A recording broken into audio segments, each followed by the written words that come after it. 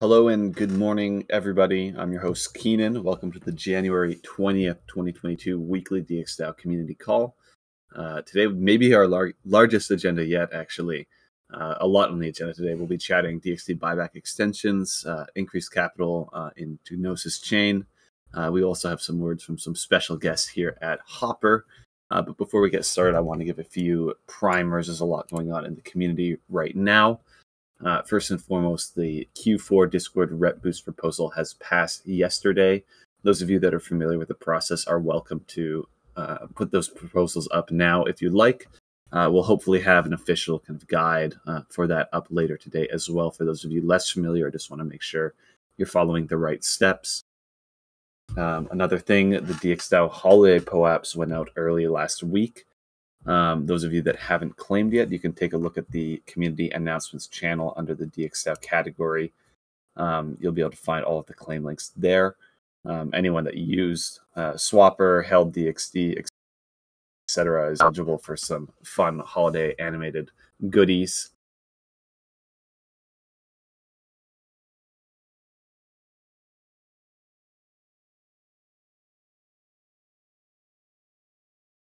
Another Denver that will be on February 11th and 12th, I believe. So more info on that will be upcoming in the community updates channel as well. And one last primer here is that DXdao will be sponsoring OneHive's weekly trivia game tomorrow. There'll be 0.5 honey up for grabs from their team, and we'll be distributing $2,000 of DXD as well to participants and winners. So there was a little bit of an announcement yesterday, again, in community updates, but you want to look forward to that as well. And if you obviously are a part of the DXdao community, you might have a bit of an edge in the trivia. So something you guys might be interested in. But before we welcome our special guests here up to the stage, let's kick it off with our regular recaps. Zet, if you wouldn't mind giving a quick primer on the latest on Swapper. Yeah, for sure. We are testing a big update here for Swapper that will separate both pools and rewards into two different pages. This will make the UX and UI much better, especially for farming and providing liquidity. That's a big update. Also, we're testing something we call single token staking. So that's something we are exploring together with Swapper token. That's some things we're actually testing right now for next release. We're also integrating some bridges to Swapper Bridge. Recently had a call with what's it called, Mover, and we are very happy to move forward with them to integrate them to Swapper Bridge. So it's a lot of pieces moving here, and other than that, we are working on the roadmap for the 6 months forward. Looking forward showing you guys this in a Medium post later on these weeks. That's about it. Yeah, excellent. Thank you very much for the quick update. I'd like to invite Sebastian here on stage now to just chat a bit about Hopper. Hey, thanks for having me here. Can you hear me? Yes, loud and clear. Wonderful, because I'm in a little bit an awkward place in the little middle of nowhere in Georgia right now, actually. Yeah, so thanks for having me here, and that's actually pretty good timing. Now that we just, starting a Swapper co-incentivized pool. So yeah, very happy to see that and see kind of the collaboration between two DAOs happen. So yeah, before I get into Hopper, let me briefly talk about what was going on there. So the Hopper DAO has been voting on what to do with the LP fees that the Hopper DAO earned since our launch about a year ago. And decided to support liquidity incentives. And while so far most of the DAO liquidity, actually the entire DAO liquidity, is in Uni v3 pool on mainnet, I was a little bit sad about it, and I was always hoping that we could move liquidity over to Gnosis chain because that's where our protocol also lives. So yeah, that went live. Very grateful for DXdao voting on co-sponsoring that incentivized pool. So if you want to earn some rewards on that, feel free to provide liquidity in the Hopper DAI pool on Swapper. So thanks on behalf of the whole Hopper DAO for that. Yeah, so what are we actually doing there? So Hopper is a privacy protocol, and probably many of you are familiar with on-chain privacy projects, right? And there's a lot of them. Probably many of you are familiar with Tornado Cash, the mixer. There's also other privacy-focused L1s, and that's all great, right? It's really great to bring on-chain privacy so that when you send ETH around or send whatever tokens around, people can't see what happens on-chain.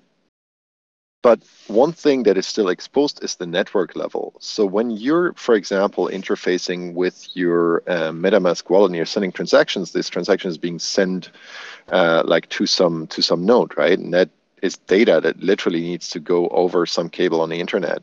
And as it happens, that's simply how the internet is built, unfortunately. At least your internet service provider and the internet service provider on the other side, and most likely a bunch of cloud providers and other service providers, far too many of which sit in a small area in North America, they see what you're doing, right? So even if you have perfect on-chain privacy, you still expose what services you're using, what chains you're using, and a whole bunch of other metadata. And that's what we protect with Hopper. So Hopper is a data exchange protocol. So what it does is if you want to send, for example, a chat message, if you want to send a chat message to me, then normally you would expose your IP address also to me, and it doesn't make any sense. So the Hopper network is basically relaying data packets to me so that, I don't even know where you're sitting at the time when you send this data packet to me. And yeah, that's what the Hopper network is all about. So the data packets hop around. That's a little bit what our name should suggest, thereby providing privacy for both senders and recipients of data.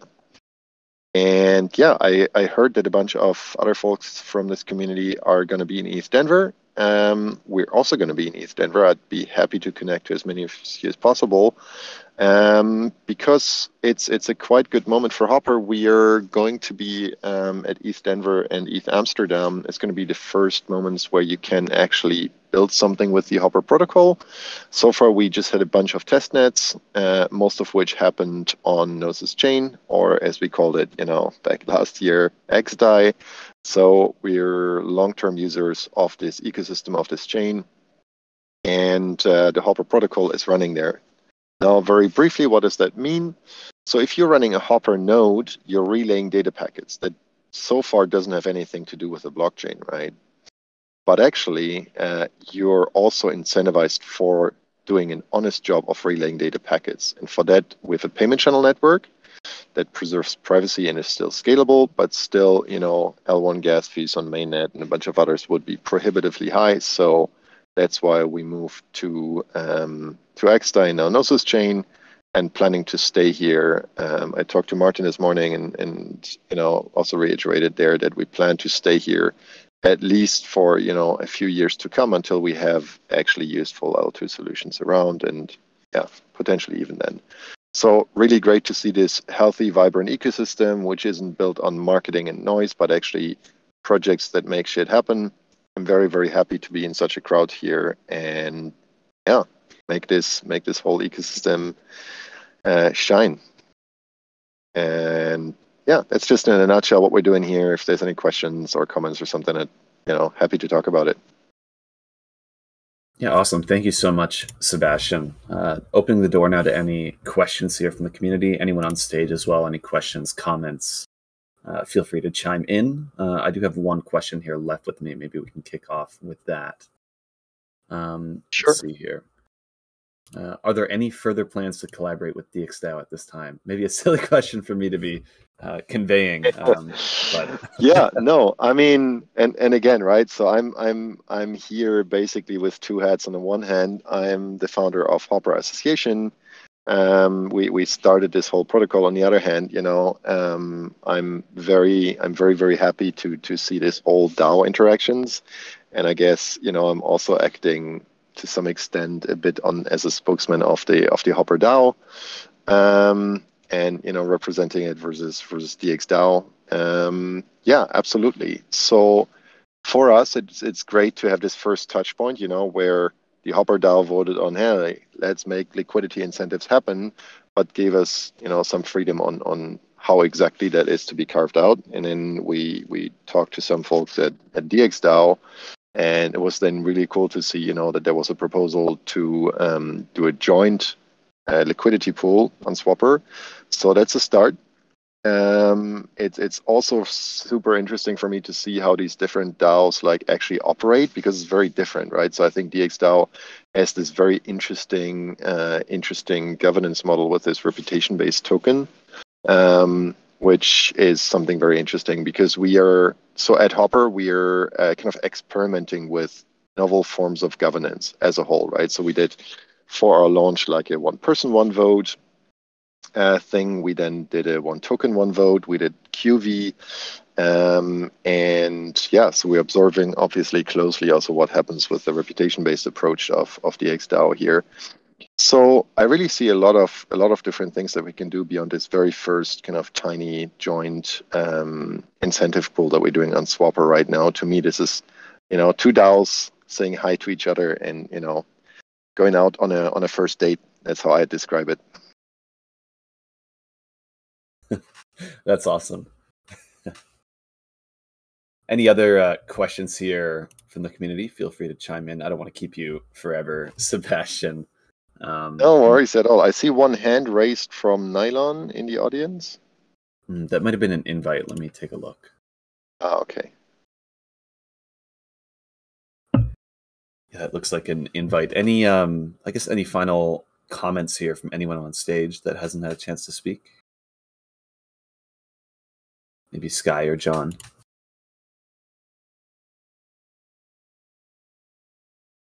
No, I mean, this sounds awesome. And I'm not as familiar with Hopper as I'd like to be, but figuring out how, if it runs underneath everything and all these dApps and things, and how actually, you as a person, people can use it to add this privacy. It sounds a little bit like I used to follow Elixir, which was the mix. It goes in a very similar networks of David Chong, exactly. But yeah, it sounds awesome. It goes in a very similar direction, right? So let me quickly comment on that one. So yeah, Hopper is basically infrastructure, right? So if you're asking me how do you as a person use it, it's a little bit difficult, right? So how do you as a person use TCP/IP protocol stack today? Well, you use it all the time, including right now, probably, right? But it's something that happens on the infrastructure level under everything. And what we see Hopper as is this privacy infrastructure layer between today's internet. So we're basically using Hopper on top of today's internet to bring the privacy that the internet kind of does not provide for you for any sort of applications that might, imagine a Discord that is privacy first, and free and open source, hopefully, hosted in truly decentralized infrastructure. When we talk about truly decentralized infrastructure, what you many times have to really keep in mind is Web3 infrastructure is just some other dude on the internet, right? So you don't have any sort of trust assumption in such a setting. We need to have privacy baked in from the ground up, and it's something that we're very happy to provide. So I think truly privacy by default is non-negotiable in a Web3 future that we're all working for. And that's what I'm super excited to provide for whatever sort of crazy, decentralized application use case you all have in mind. And yeah, that's why I think you would use something like Hopper, MXNet. You mentioned Elixir is one of the other contenders out there, right? Exactly, something like that in the future for true Web3 infrastructure. Awesome. Yeah, DXdao has actually had an early intro to Hopper from last July in ETHCC in Paris. We were very much impressed, and recently Gnosis Safe integrated a chat service in their mobile app. And if you remember, I tagged you, Sebastian, because I believe. Oh, right, I remember that now. Yes. Yeah, exactly. That was me. Yeah. So some people have concerns with such chat agents and widgets added to apps because they add a vulnerability. And I believe Hopper is the perfect solution to exactly fix that problem. And DXdao with Swapper in particular has been very adamant about no cookies. We're not tracking people's activity. Everything is on chain, but aside from that there is no Google Analytics, Facebook Pixel, or any of that Web2 shit. So we're very much against it, and I believe a solution like Hopper would allow for Web3 companies to still have some analytics that will not be used in a mercenary, opportunistic way to sell people's data to advertising companies, but use it really for proper analytics to improve user experience.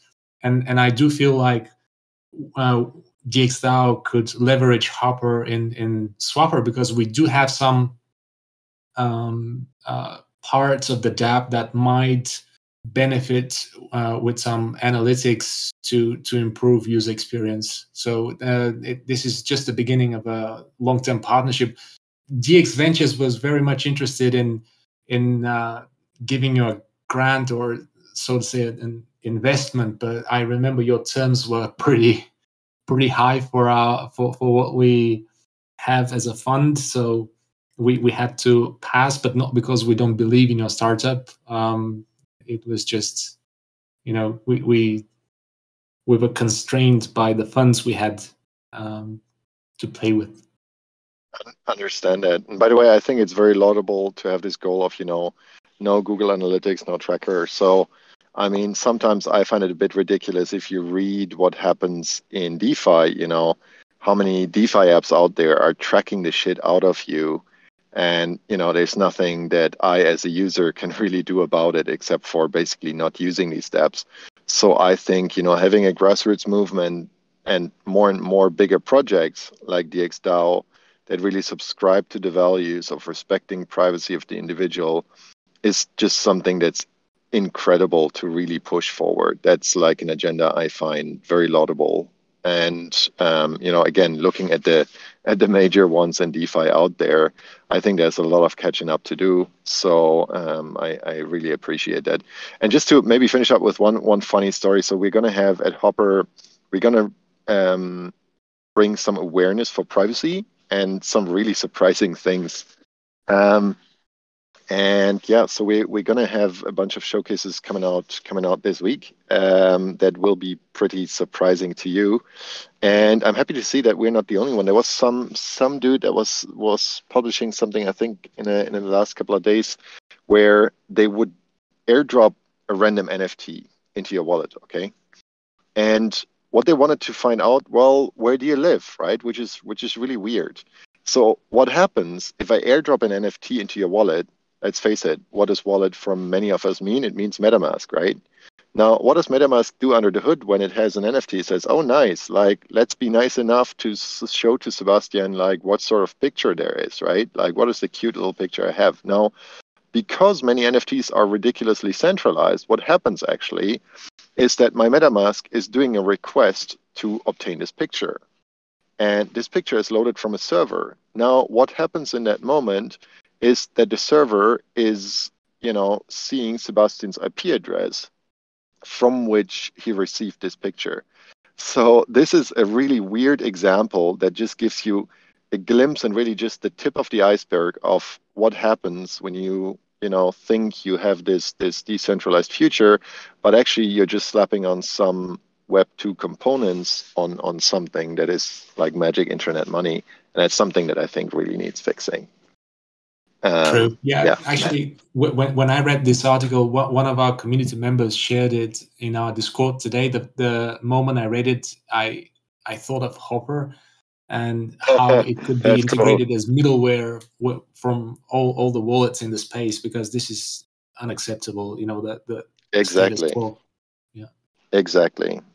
Yeah. Yeah. Lots of things to build in the Web3 world. Lots of like curious people here. Lots of great projects doing that. So really excited to be here. Thanks for that. Yeah, thank you so much for your time, Sebastian. Thanks all. Thanks for having me. Perfect. Take care, Sebastian. Feel free to hang out in the audience here as we move on, or feel free to hang out now. Excellent. Well, that was awesome hearing from the Hopper folks. Let's move on here to the Dxd Buyback Extension. I do believe we have Dave in the audience that would like to give a few words.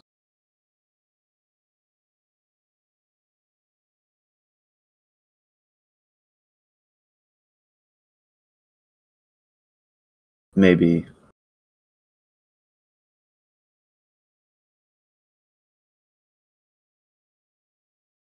Seems to be not letting me bring Dave on here. Maybe one of us has to leave. I'll try. I don't think so.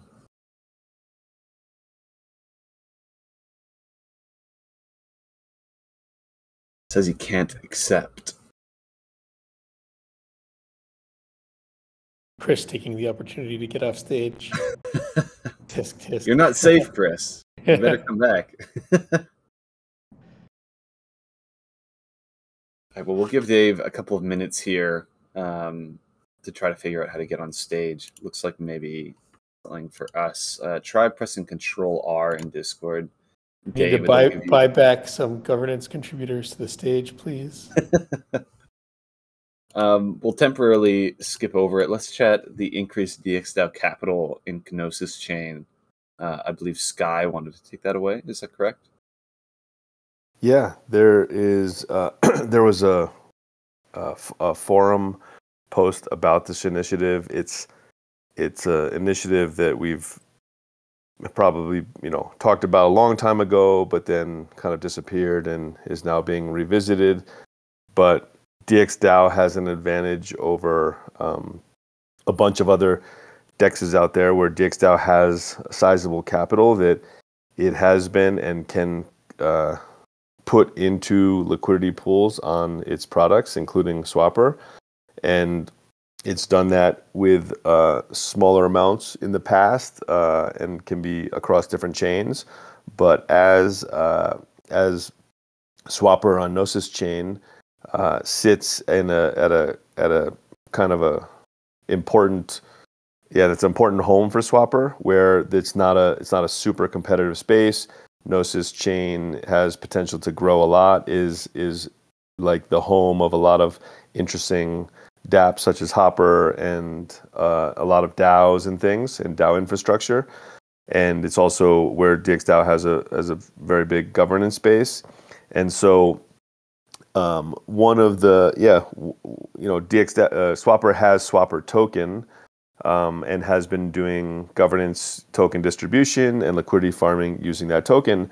But one of the other tools that DXdao has is to use its own capital into pools to basically bring awareness, attention, and trading activity and more awareness to Swapper. And so the idea of this proposal, and we also discussed it on the governance call yesterday, is to overall come up with a commitment to move more additional capital from mainnet onto Gnosis chain, mainly to be used strategically in Swapper, to focus the idea rather than just have a general idea.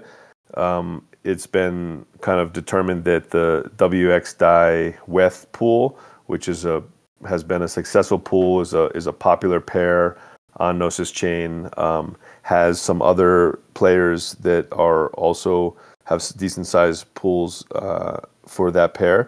But to basically move, I think, about $2.3 million of capital in Dxd and WETH over to Gnosis chain to put into that pair, making it the largest capital pool for that pair on Gnosis chain. And with things like 1inch coming to Gnosis chain, an aggregator, Cow Swap being there, and eventually integrating Swapper, hopefully, like owning that pair, being the biggest pool, having also the most competitive fee on that pair. I think it has the potential to bring a lot more activity to Swapper on Gnosis Chain, and then in tandem grow awareness of Swapper. And the idea would be to start with that pair, but then also learn how that's affecting behavior of traders and LPs, and then also use those insights and that data to help determine what other pairs DXdao could focus on really owning and winning on Gnosis Chain Swapper. And so, the goal is to basically kind of help out Swapper by using, capital and a tool that DXdao has as an advantage over other players in the space. And so that's kind of the summary. There's some interesting data and statistics around some of the pools that's in the forum thread. We're hoping to get a proposal up live to take that first step and move capital over. And so, there are risks involved. There's risks with moving more capital to a chain that has a lot of upcoming changes happening. There's a merge and things happening with Gnosis Chain. And so there are unknowns. And so having a measured amount of capital from a DXdao perspective is important. And then there's also the risk of impermanent loss. And so if you're entering this pool, that's obviously could put you at a disadvantage versus just holding ETH on the side as a separate asset. If Ether goes up a lot. So there are some, but I think the conclusion was that those risks are worth taking to really boost the activity and attention that Swapper is getting on Gnosis Chain. And so that's a summary. If anyone has any questions, or wants to add anything, please feel free to do so.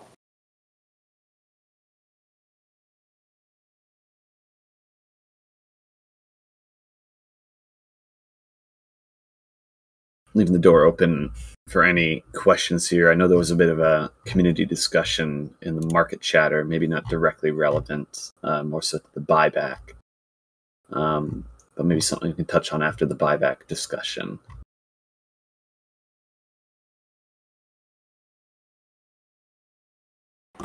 Is that a goal sign for me to start talking about the buyback? I was going to give you a formal go, but we can do it this way as well. Dave, if you'd like to take away the buyback here. Sure. So, the main update is that we've launched the buyback extension proposal on mainnet. So this is our 5th extension proposal, extending the buyback by a further $1 million. So as of today, we've purchased back a total of 8,820 DXD. We did, with the most recent purchases, given the increase in ETH DXD price, reach the 0.16 average buyback price. So that's kind of the average of our total buybacks. Particularly over the past week, there's been some orders going through at 0.2, 0.18, 0.19, kind of in that range. So that's kind of bumped the average up a bit. And the signal proposal and transfer proposal funds is live on mainnet. So as we did in the previous one, we decided to extend this in $1 million at the time of the proposal, which equaled roughly 305 ETH.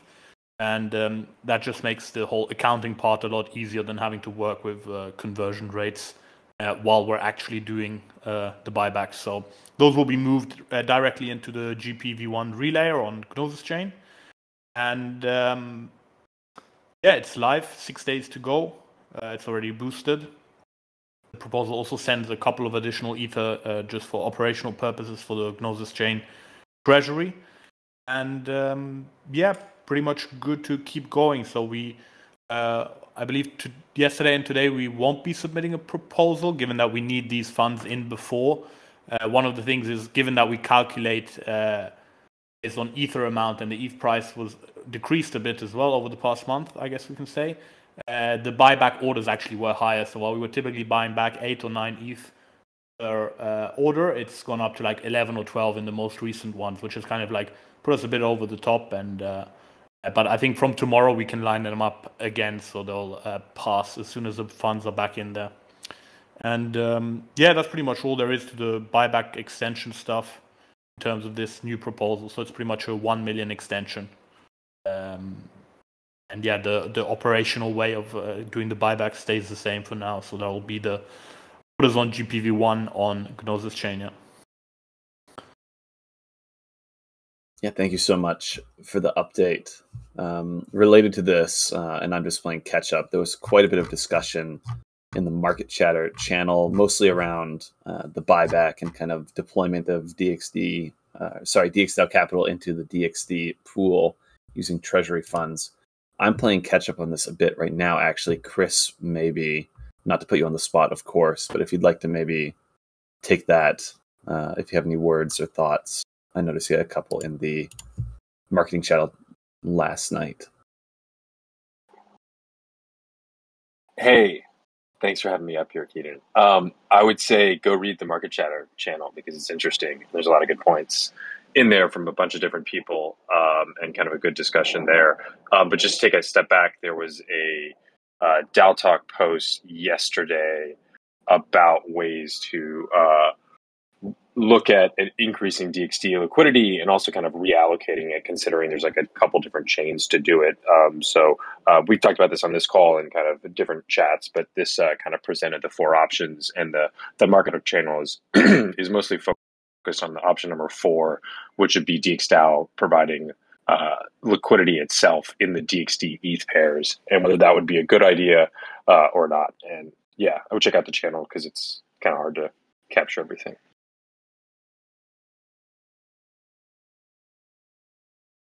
Yeah, thank you. And again, sorry for putting you on the spot, but realized that I was playing catch up a little too late there.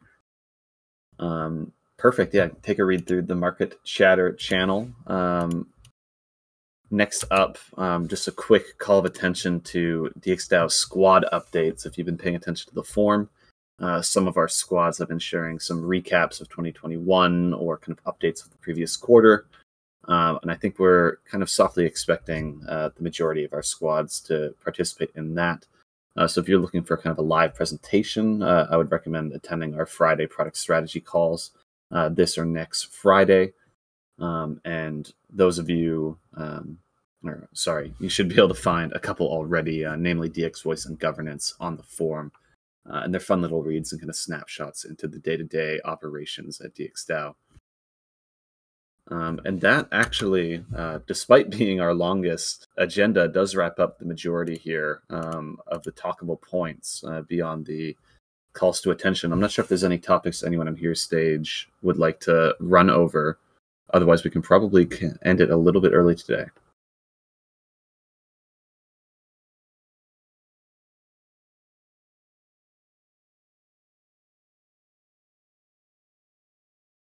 Nothing splitting. Maybe do we want to chat a bit about ETH Denver coming up very soon here?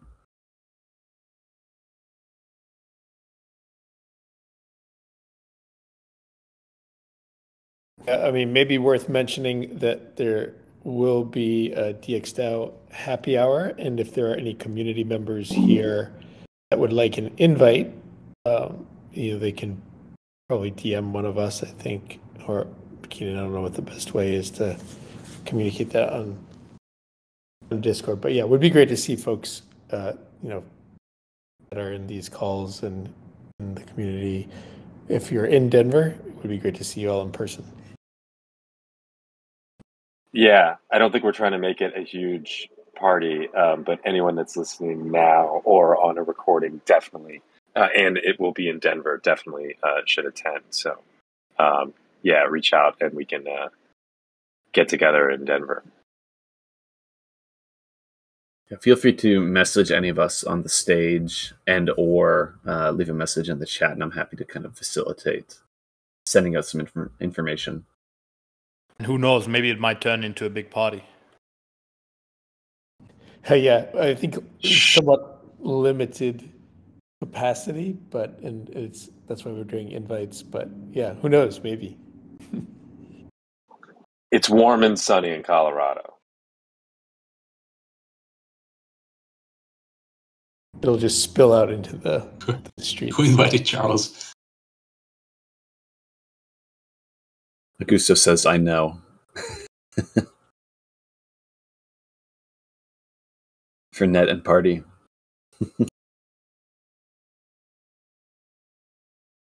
Yeah, Excellent, guys. maybe a quick word about Initiative DAO. We have some of our most avid supporters here in the audience.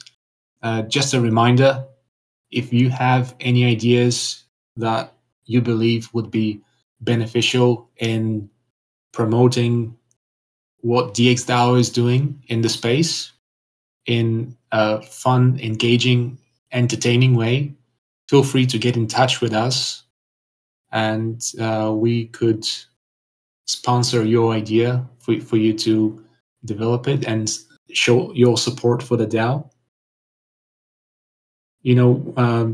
Most of us are pretty busy with multitasking, and there's a ton of cool ideas we could easily think of, but we don't really have the time to act on them in a timely manner. So if you believe you could show the DAO some love and show some initiative and do something that could help spread the word, reach out to us. We'll hear you out, and we can support you to carry that idea out.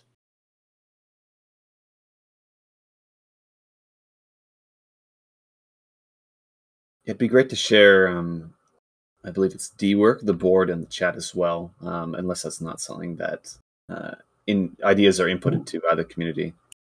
Yeah, we are yet to finalize the way we want it to appear. We're still updating the page.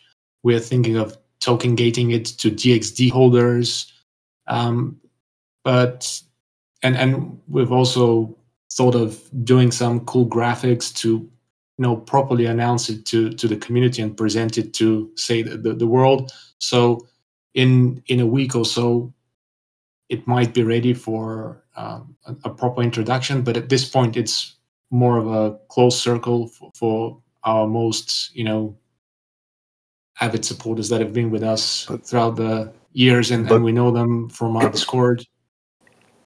Yeah, but the best place for anyone with ideas right here in Discord, in the ecosystem area, there is a channel called Initiative DAO. And so you should come there and hang out and share your ideas and get funding to build your awesome idea.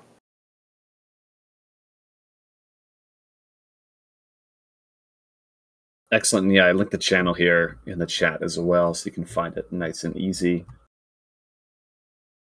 Perfect. We'll leave the door open for any final questions here. Otherwise, we can wrap it up.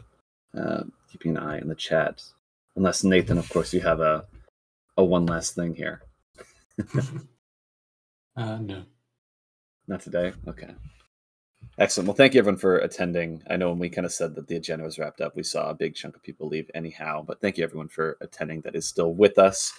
Feel free to tune in next week for the next weekly DXdao community call. And of course, the One Hive Trivia Night tomorrow, which we will post some more info on. Keep an eye on the community updates channel for the chance to win some DXD and Honey token. Thank you, everybody. Cheers, guys. Thanks, Keenan. See you all later. Bye-bye.